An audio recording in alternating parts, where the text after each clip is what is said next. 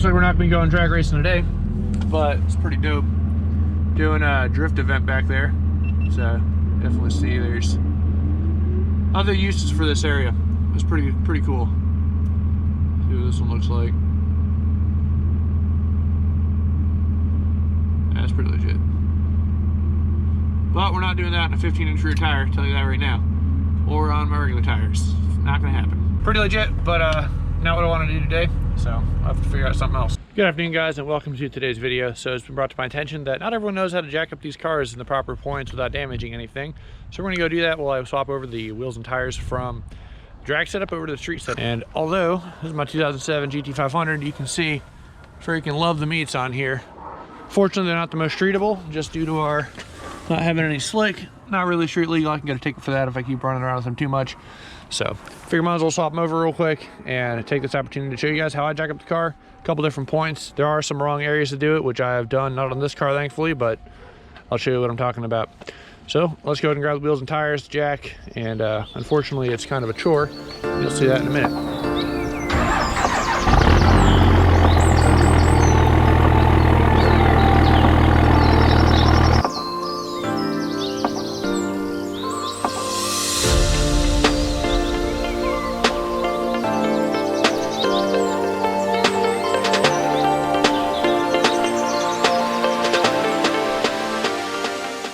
Back at the car, everything's unloaded, so I went ahead and loosened the rear wheels real quick before we put it up. All right, so the jack I use, just a regular low profile Harbor Freight jack, about $100, nothing wild. So let's go ahead and get this thing positioned and I'll show you where we're gonna put this. Okay, so underneath the car, basically gonna wanna put it right under your rear trunk and start cranking away right on this thing. I'm kidding, don't do that. All right, so running the Shea brace comes with some benefits. One of them is you can stick the jack right underneath it and lift up the car that way. So I like lifting up the car by the rear drift because it keeps the suspension compressed and honestly you get more up for your crank. That's where I like lifting it from. Even before I had the brace on here, I still lifted it from there many times without any issues. And if you guys are following the channel, you know I have this car up literally all the time. The downside is need a low profile, I need something long because it's definitely in there. So let's go ahead and crank it up real quick. Nothing too crazy, just jacking the old car up. If you are doing this with a Shea brace, make sure you do yourself a favor and freaking have that back piece on so you don't bend anything. So something else to be aware of, it doesn't really matter so much here because the wheels are unlocked in the front because it's just rear wheel drive and the e-brake's on. When you're bringing it up, obviously flat level surface, make sure your jack wheels, obviously they're not turned straight in this one, are straight. This material sucks because it's so coarse, it doesn't really roll, but as that arm comes up, you want your jack to be able to move and stay center under the car. When it can't move, that's when you start having problems with jack sliding off things and issues like that. Because either your car's got to move to follow it or your jack's got to move, but something's got to move. Otherwise, as it comes up, you're going to have problems.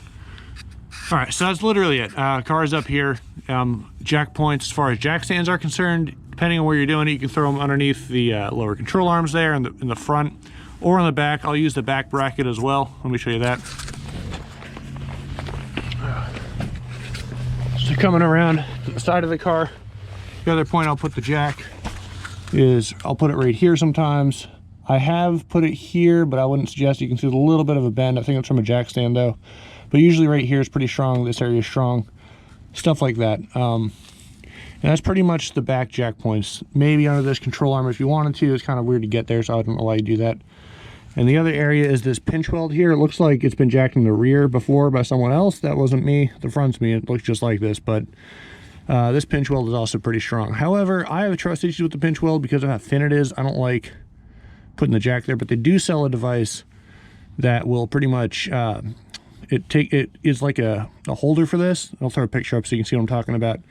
And that pretty much matches to your jack face, and then you don't have to worry. You have a little more strength up in here. So by all means, pinch welds, they run all the way down and are a good point to jack as well.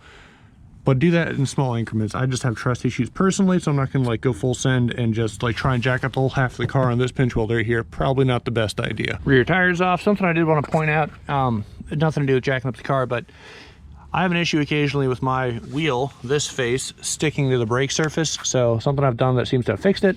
Just throw a little layer of grease all the way around. Well, I put it on this face and then tighten it up against the car, and it actually seems to completely solve my little sticking issue. So if you have any problem trying to kick your wheels off, especially if your car is stored outside like mine is, it's just a little something that you can do. Quick little tip. So let's get the other rear wheel off, put it down, and then we'll work on the front jack points. Okay, so the rears are on. I don't think I ever showed you guys, but this is the studs with the rears on these wheels. So, I mean, they do poke out. They're not past the wheel, at least. Definitely looks a little different, though. Something to get used to. So now, jacking up on the front of the car, right?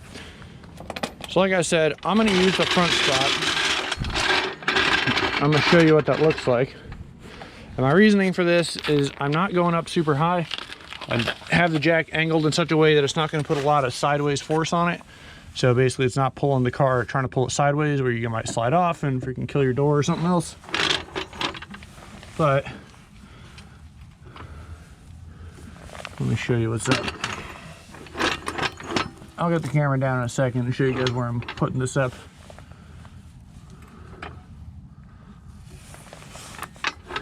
All right there. So, pretty much right there.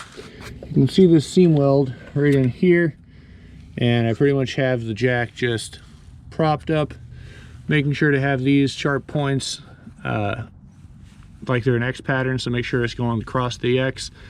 This way that like one of these sides isn't poking into one and then a flat spot is in the other, because it'll make uneven and all the weight will be just on that one point. It'll be more likely to bend stuff. This is where that little piece comes in handy I was talking about earlier. Let's go and jack it up. Once we get it up, I'll show you what else we can do. All right, got everything positioned, and as we're going up, you might notice these rear wheels may or may not slide forward a little bit, depending on how it's going.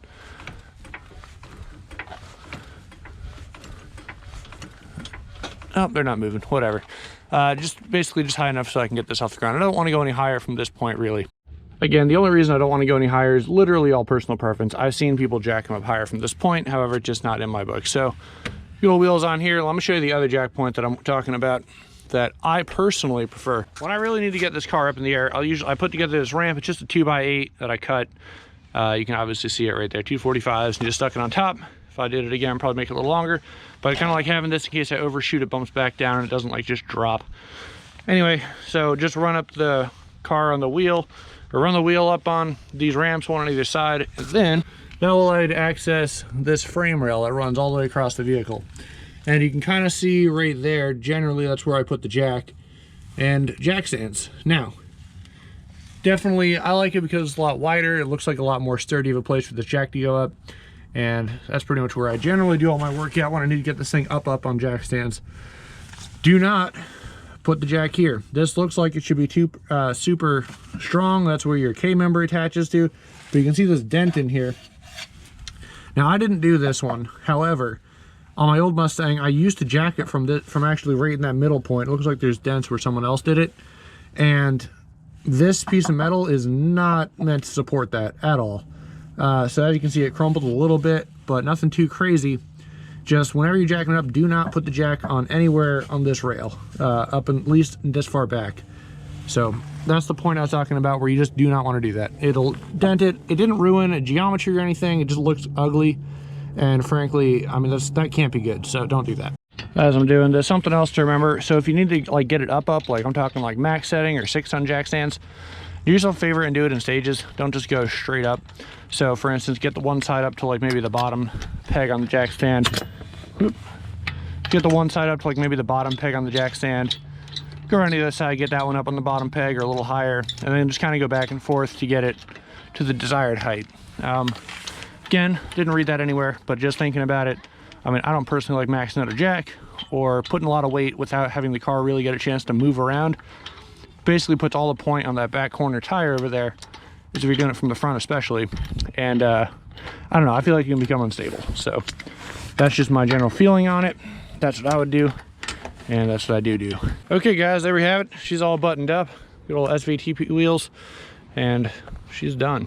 So once again, this is by no means any way of saying this is the only ways to do it or whatever. If you have your way of doing it, it's been working for you, keep on doing it that way. But if you're not sure, those are a couple safe points that I use, and they haven't failed me yet, so I'm probably gonna keep using them. So If you have any tips or tricks for getting these pigs up in the air, let me know. That's gonna do it for today's video, guys. Nothing crazy, no action, unfortunately. Tried to go to the drag strip, didn't work out. Take it easy, guys. I'll see you in the next one. Hopefully we get some Mustang action in here pretty soon.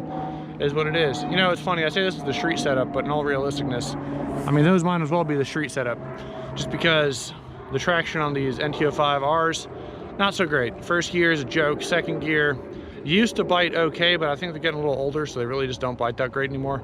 Third gear is pretty safe. If it's a warm day, on like a hot summer day with the roads warm, the NT05R will bite in second gear. Not from a dig, of course, but from a roll. It is what it is, guys. So appreciate you watching. I'll catch you in the next video. Leave a like, comment down below, subscribe, and all that fun stuff. So take it easy.